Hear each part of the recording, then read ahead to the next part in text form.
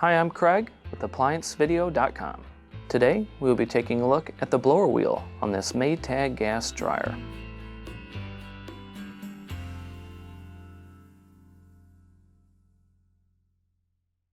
Stop. Before beginning any repair, always be sure to disconnect the power to the appliance. It is also recommended to test the outlet for the proper voltage. Remember to also turn off the gas.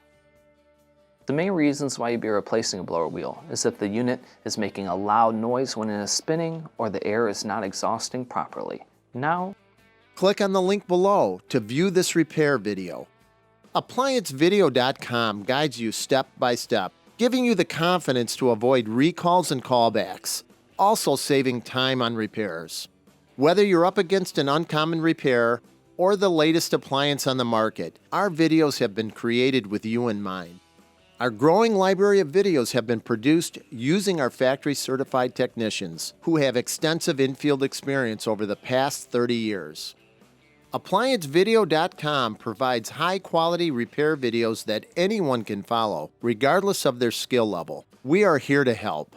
Click on the link below to view this repair video and let us help you do it right the first time.